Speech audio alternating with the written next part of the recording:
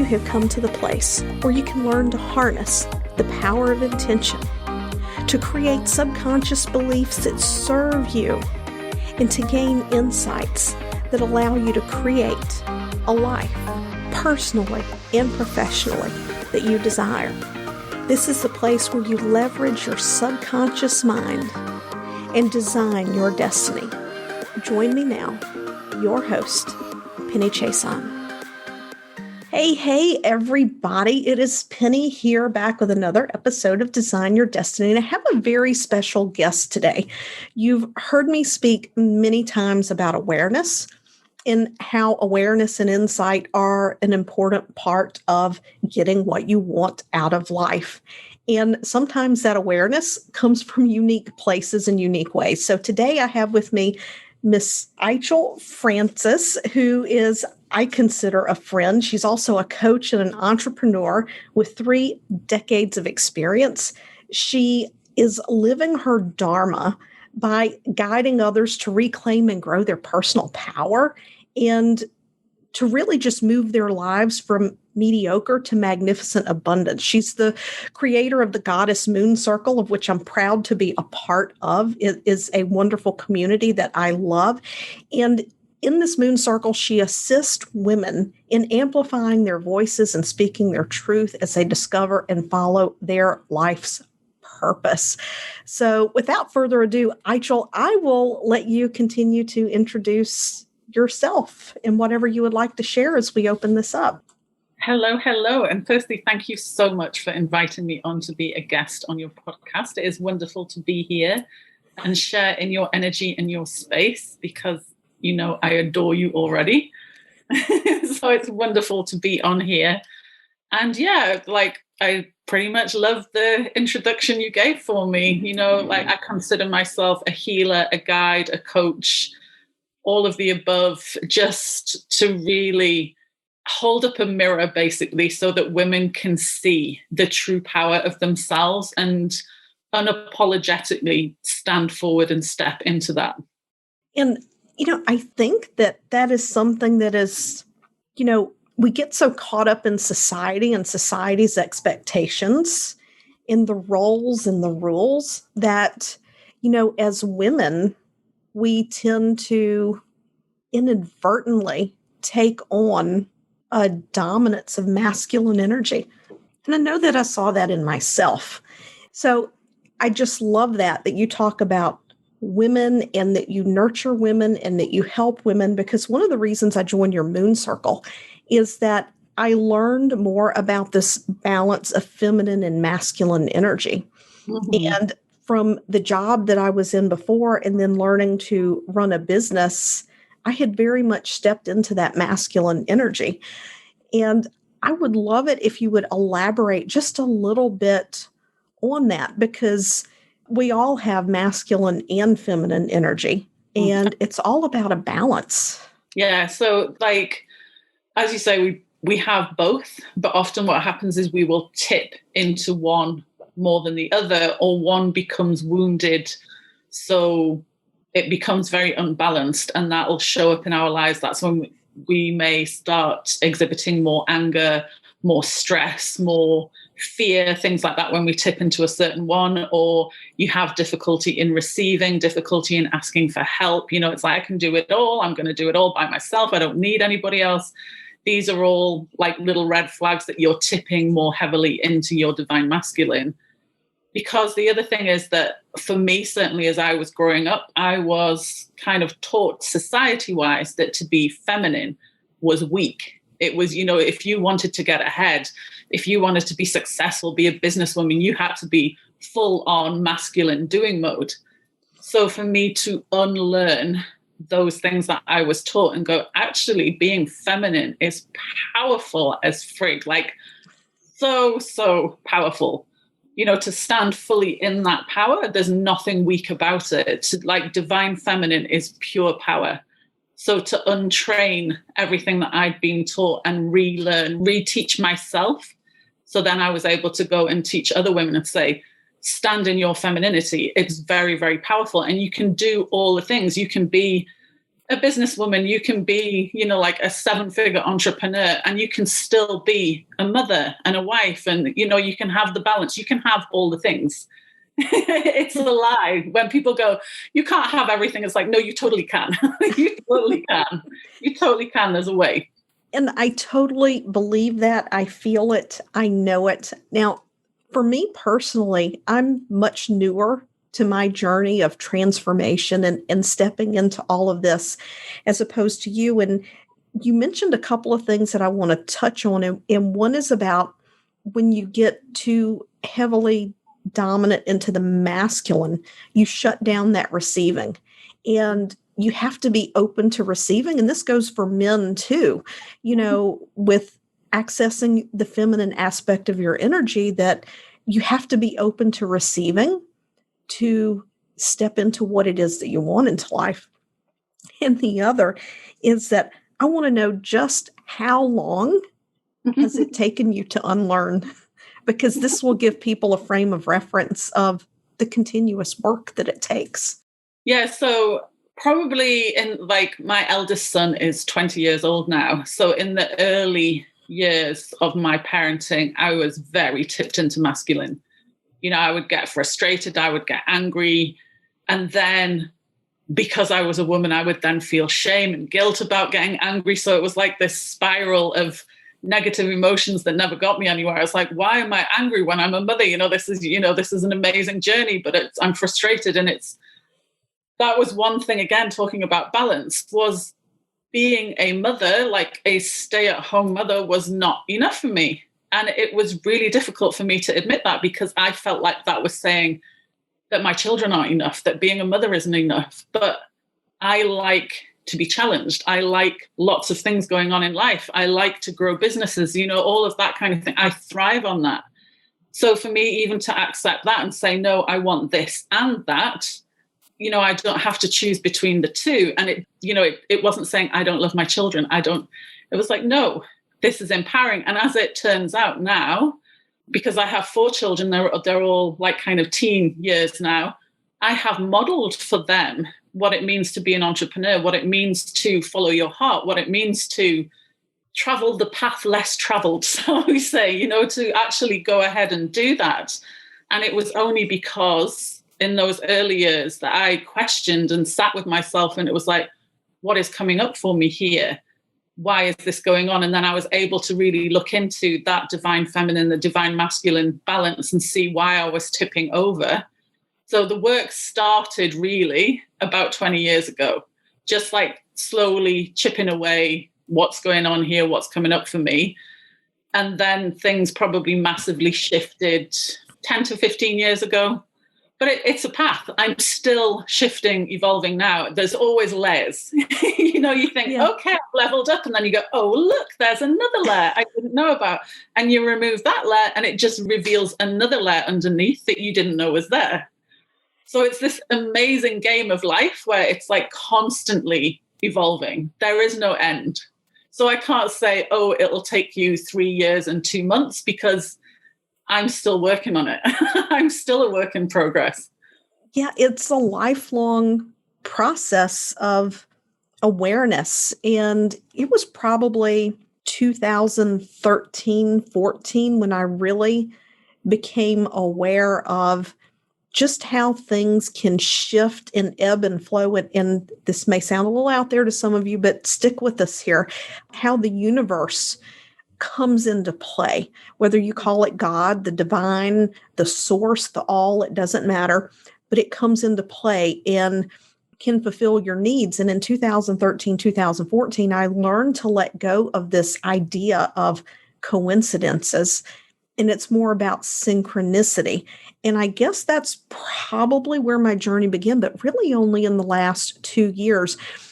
And I love it that you bring up the concept of change in the layers, because all of that requires not just awareness, but insight in releasing. And we're recording this podcast on October 30th. And tomorrow is the second full moon in the month of October. And the feminine is the moon, and her energies are all about the feminine. So I'm going to let Ichel just step into her expertise and wisdom here, because this is something I'm still learning and I'm embracing. And over the last 18 months, particularly, I have found I'm heavily influenced by moon energy. Not every cycle, some more than others. But when you're aware of these things and you find yourself like your thoughts are scattered or your energy's down, rather than beating yourself up and going, what's the matter with me? What's going on? This is happening. You can take that awareness and instead turn it around and ask, okay, what's the message for me here? What can I learn in this moment? So take it away, Ichel. Everything I love to talk about.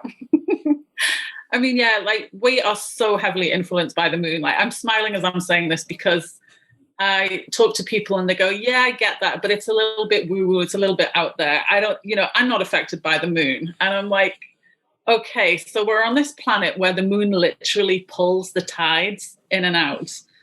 It has the power to do that. It can pull the sap up in a tree or a plant. And yet here you are in your human body, 70% water, and you think the moon doesn't affect you. Okie dokie, then we'll go with that. So even if we don't have the awareness, we are all affected by the moon cycles. And as women, we are even more heavily influenced by the moon cycles, because if you have the awareness of your monthly cycle and then you start to look at what the moon cycle is doing, you will see that your monthly cycle even aligns to one of the quarters of the moon. But if you don't have the awareness of what the moon is even doing out there, if you don't really notice nature or what's going on, you won't have these awarenesses. So the first thing always is awareness. That's the first place to start, is where is your awareness? Where is your attention with these things? And then when you develop that awareness, you can start to say, okay, so I see that I sync this way, that on a full moon, I'm energized. On a new moon, I'm completely wiped out, or vice versa. You just start to have the awareness of what the moon cycles do to you. And maybe before you thought, I'm PMSing, that's why I have scattered brain stuff, but it could just be completely the influence of the moon. And then once you have that awareness, then you can start to really play with how that fits into your life. So a lot of my clients are entrepreneurs, like female entrepreneurs, so they can start to look at how do the moon cycles affect me as the leader of my business? So how can I maximize that for when I launch? Because if you are completely wiped by a full moon and want to hide under the blankets for 3 days, not the best time to launch. I would think not. That would not be a good time to be out there when you just don't even want to look at people. And I tend to get that way just naturally, not even like a launch. But, like in the past, I've had moments where people would ask me, oh, would you like to come do this? And I'm like, oh, that would be great. I would be so excited. And then as the date approaches, it's like, I don't want to be with people. I don't want to be with people. Yeah. But that's having that awareness so that you can plan ahead, so that you can, so if there's a function or a launch or anything like that, you can actually look at your calendar. Like, of course, I have a moon calendar, I have moon apps because I plan all of it. It's like, doesn't everyone? No, apparently not. So I plan out all those things. So I would, if there was a big event and it's going to fall on a new moon, I'll be like, probably not, because I know that completely knocks me out, completely knocks me sideways. Whereas full moons are less wearing on me, still a big energetic hit. And it's not just the day of the moon, it's usually 3 days before and 3 days after. So I joke in the moon circle, at least you've got 14 days of the month where you're going to feel okay, depending on how you're affected by these energies. Do you have money stories that aren't serving you? Do you have blocks around attracting abundance and you simply don't understand where they're coming from? Or perhaps you simply do not trust yourself with money? Well, I have great news for you. I have developed a very special hypnosis audio that is designed to help you to unravel and dismantle these stories and create new stories that serve you. This is more than just an audio. There's a short video that walks you through the process of how to create these new money stories. And then you have the hypnosis audio for life. And the best part is the net revenue from this audio goes to benefit Thorn. So right now, I want you to go to pennychason.com/abundance and get this in your life now. And, it goes back to that, there are seasons in life. Mm-hmm. It's not just even about the moons. The moons signify times when the ground is fertile, when there's a time of harvest, mm-hmm. and when there's just a time for us to rest. Absolutely. And how would you elaborate on that? Because, you talk about being energized versus not being energized. And as women, because our hormonal cycles are 28 on average days, whereas a man's is like 24 hours, we get into this comparison state, and honoring that feminine from a physical perspective as well as an energetic perspective. Do you take that into account when you look at these things on your calendar? Yeah, definitely. And for me, one of the hardest things was to rest. Because I would tip so much into the masculine doing on the go, but I need to do this and I need to do that. And for me to actually the rest is part of the work. Like, I need to schedule in rest, just like I would schedule in preparation for a launch. It has to be part of my schedule. And that also is massively, for me, affected seasonally. So like as we move into the fall, because I'm in the Northern Hemisphere, I'm in the UK, I feel that shift. Like, I feel it in my body. Like, I just want to rest. I need to slow down.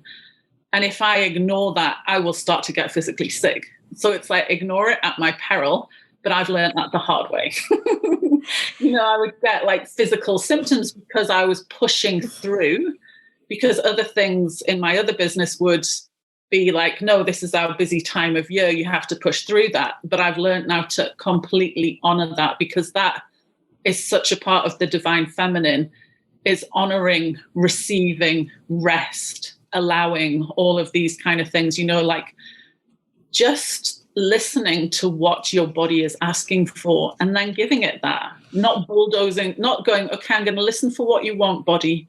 Okay, I'm going to ignore you now and bulldoze through that because I've got a schedule over here to keep. So it's really about, again, key start is awareness and listening, but then honoring what your body wants to receive as well, not bulldozing your way through life. Yeah, that's been one of the biggest lessons for me over the last 2 years since I've gotten to know you through the coaching group that we're in. And initially, I kind of tiptoed with like, oh, the moons can affect my sleep and my energy.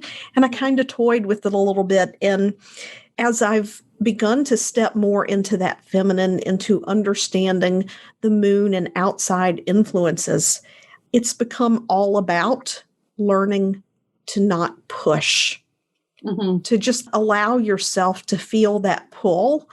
And I'm very productive when I'm feeling that pull. And when I'm not feeling that pull, I have gotten away from beating myself up. And people who are on my team, and it's like, oh, because I have a podcast team, like, oh, are your episodes ready? You got another batch of episodes? I'm like, I'll get there. I'll get there. I don't have anything to talk about today. Yeah.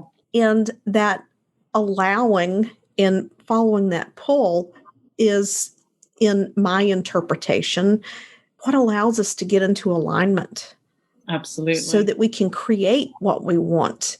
And how has allowing yourself to let that need to push through fall away and connect with your feminine, how has that impacted your relationships, your business? Because you have another business as well, but you haven't always had the moon circle. Mm-hmm.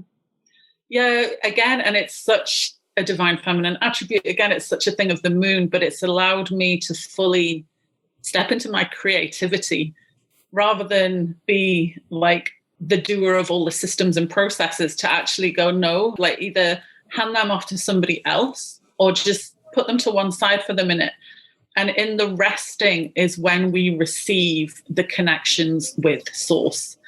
Again, like how you said earlier, whatever you feel comfortable saying that is, whether you feel comfortable saying it's your connection to God, the universe, the quantum fields, whatever that is for you. For me, it's connection to source, connection to the universe. And that's where everything comes through. Like every idea I've had comes through that. So if I don't pause, get into silence, rest, allow, receive, none of that comes through. So like even the whole kind of message of the moon circle came to me in that receiving state. If I'd just been going, go, go, go, go, go, none of that would have come through.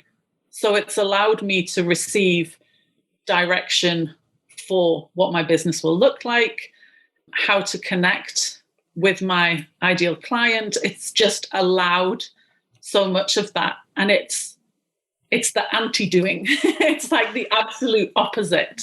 To receive is just to allow, to trust, to know that what is coming through is the correct guidance for you, and to go with that, not to sit there and go, I'm not sure about this. I think I need 50 steps to figure out if this is the correct way, and go, okay, I don't fully understand what this is or what it's going to look like, but I'm going with it. I'm going to take action and I'm moving with it. But you can only get into the action when you have done the rest, and the rest comes before the action, which again is something that is the opposite to what we've been taught. We're taught, treat yourself to a spa day or whatever when you've done all the work. But I would challenge that and say, do the spa day before the work, because it's in that rest that we receive, that we create, and then you can go forward and take action.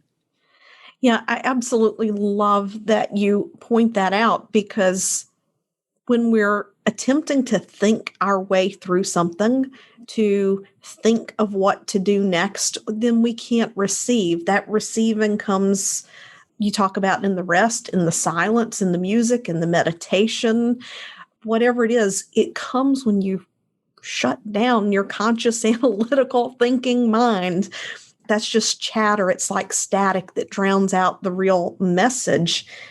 And I'm wondering, would you be willing to share your tassels or bullshit story? Because I know there's got to be more than one person listening to this right now who has probably a dual path, but it's really not a dual path. It's the full picture.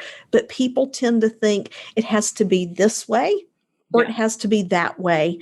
And you've beautifully sum up in that story how you can have appreciation for that which gives you the space and the opportunity to do that thing that you really want to do. Because as you said before, you really can have it all. Mm-hmm. It is, yeah. And like even like the fact now that I have 2 thriving businesses, and I questioned whether I could do that. It's like, because we're taught, what's the Chinese proverb? He who chases 2 hares catches none. So what I would do is look to kind of mentors in business and see like where they had 2, 3, 4, 5, multiple businesses, multiple sources of revenue. I was like, okay, they're doing it. That means I can do it, because now I have an example of somebody else doing it. But for me to get there, I had to come to a place of gratitude for where I was first. Because so often when we are looking for the next thing, when we are looking for the thing that we think we should be doing for the Dharma, this big thing that's going to make a difference on the planet, we forget to acknowledge and have reverence for where we are right now. And for me, that was my tassels business, right? That was something that I used to say I fell into when I was 17 years old, but I didn't. I made the choice to go into that. Everything we do is a choice. So that moment for me was when I was part of a mastermind with a mentor that we both have. And also I got to, not just me, the whole group of the mastermind got to spend the evening with a very powerful shaman. And the next day we were asked, how did that impact us? Like what difference did that make from what came up speaking and things that night? And so many people were like, well, it's going to shift my coaching this way and my business is going to move this way.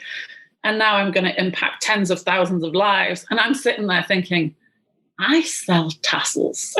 Like, I sell little pom-poms and fringes and little braids. And how am I making a difference on this planet?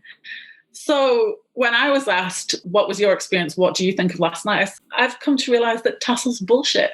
Like, what I'm doing there is no use to what I'm doing. I need to shift and do something else. But then from sitting in that again, going into silence, going into the divine feminine, rather than pushing it away and getting into action and doing something, I allowed myself to receive what message was to come through from that. And I recalled a conversation, and it's like you were saying, no coincidences, everything is synchronicity. That conversation was not spoken directly to me. It was spoken to the room. But on reflection, I was like, okay, that message was directly for me, because the same shaman, when he spoke, he said that when we do the work, it's not our work. So whatever you're doing in life, whether you're flipping burgers or you're a spiritual teacher, whatever, that is not really the work. Our work is to come here to evolve and grow and, raise the vibration of the planet, basically. So I started to look and I was like, okay, so if that's not the work, then whatever I'm here to do will come to pass. I don't need to be sitting there going, what is my dharma? And because vibrationally, you're pushing that away from you. It's like, I don't know what it is. And you're pushing. When to get into the divine feminine is to pull, it's to receive, it's to allow that. But it was only when I could look at it through the eyes of gratitude and go like, oh my goodness, all the things that tassels have done for me in my life. The fact that I was sitting in Dallas in the United States was because of tassels. It was through that business. The fact that I had that conversation was because of that. I was sitting in a house that the mortgage was paid for by tassels. My children were fed by the money from and it was just this, it was like a waterfall outpouring. Like, even now speaking about it, I get goosebumps. Like, the cascade of gratitude that came over me, I was like, oh my goodness, I have everything.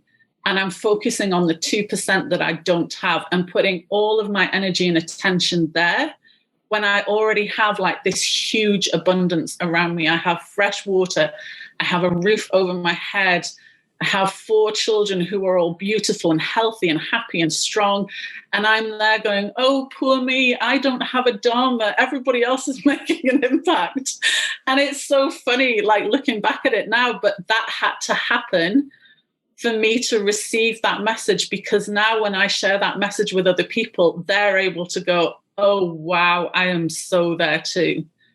But the fastest route to abundance is to be in gratitude, to allow that gratitude for where you are now. And it doesn't mean that that's where you're going to be forever. That's just like to fully be thankful and have reverence for it as well. Like, I started to hate tassels. I was like, you little tassels, you don't have any impact on this earth. Look at these other people doing big things. And it's like, I made my peace with tassels. I had to apologize. And I have so much reverence for them now, for what they do for me, for my team, for the, the people that it pays. There's the people that, that the hand workers that make them. Like, these tassels ripple out and affect thousands of people, even before they are in somebody's home or hotel or whatever. And I had no awareness of that at all. Yeah. And sometimes we're just driven to, we just minimize what it is that we do and how it is that we impact people, and not from an ego standpoint, but, at some point, I think it's important to recognize that we're all students in this world. We're all teachers. Everything that we do, it's going to impact someone else. And as it impacts them, it's going to impact yet someone else. And you talk about the heaps of gratitude for the tassels and just how that had allowed you to do what you do in life. When I went into nursing, I was like, oh yeah, I love this. And then when I went into anesthesia, I'm like, yes, this is what I'm doing the rest of my life. And then I tendered my resignation and I left the career of anesthesia before I paid my student loans off, because this is my dharma. But where the shift happened for me last year, that just allowed me to receive so that I could leave that career that was no longer serving me energetically, emotionally. It wasn't fulfilling me anymore, was to get out of that place where I resented the way that job made me feel. Like, I love my patients. Don't get me wrong. I love my patients. I wanted to show up, but the values of the system had shifted. They no longer aligned with my values. And it created a good bit of frustration within me. And once I began to shift to being grateful for the fact that I got paid well enough, I could work part-time so I could do my hypnosis, that it provided me with insurance, that it was a steady paycheck so I could grow what I wanted. If I could point to one moment that really began to shift and turn things, I think that would be it.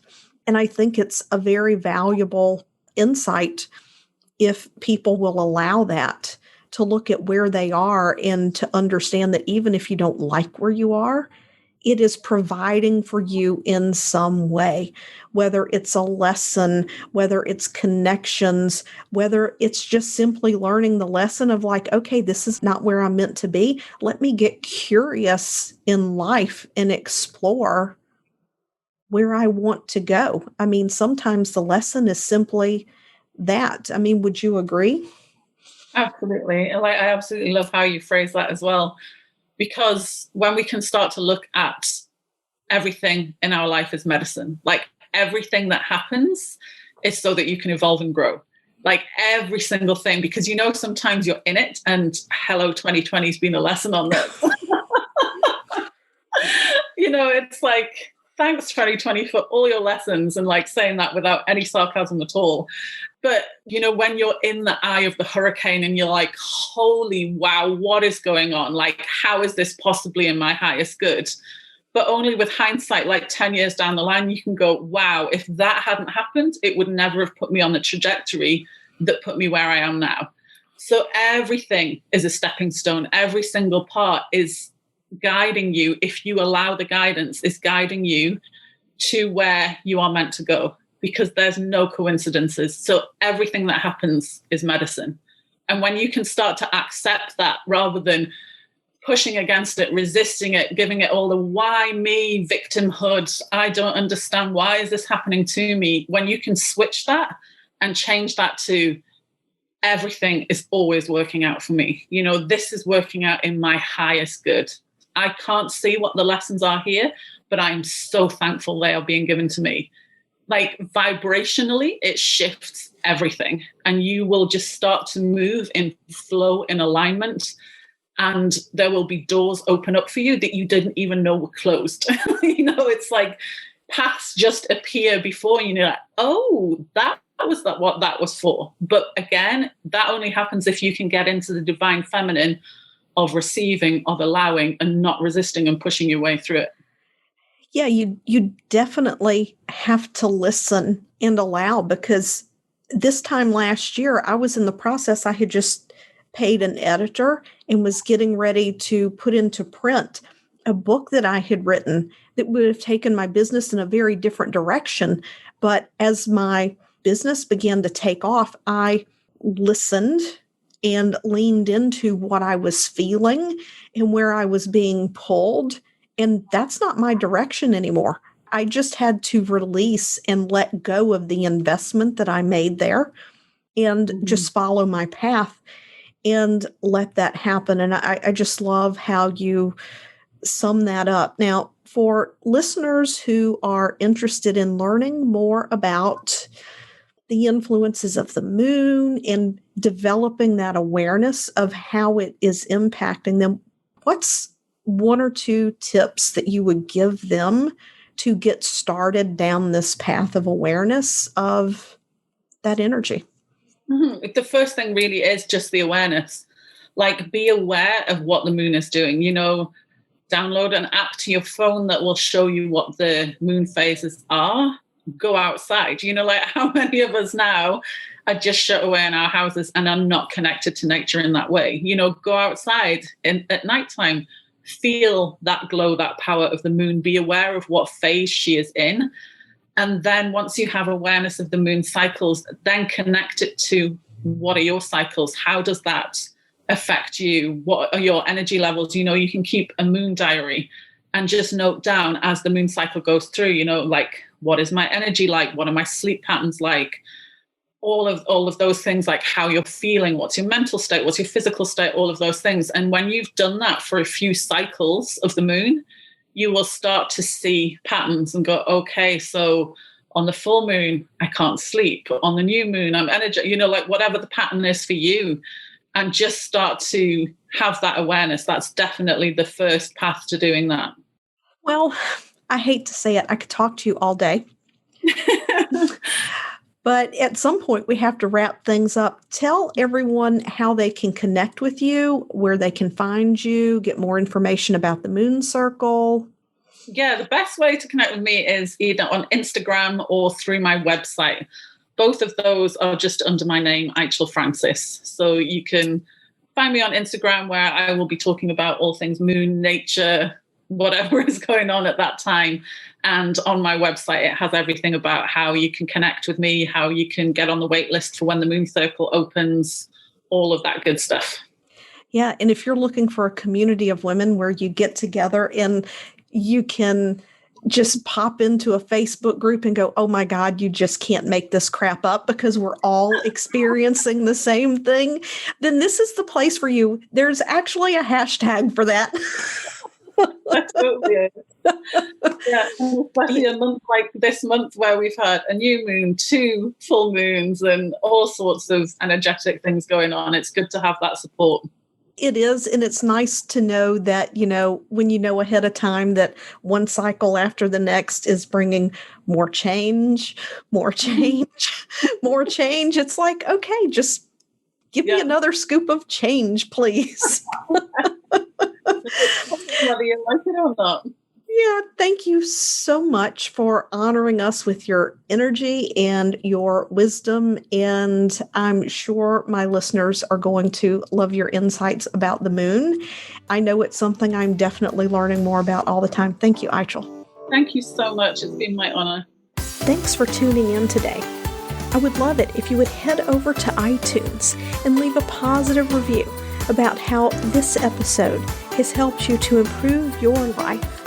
When you leave a positive review, it helps us to reach even more people, helping them to change their lives. And that positive energy and vibration of sharing comes back to you as we spread the message of how you can use the power of intention, creating stronger subconscious beliefs, and raising our vibration to create the life that we desire.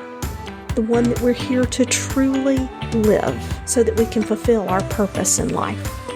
Once again, thanks for tuning in, and I'll see you next time.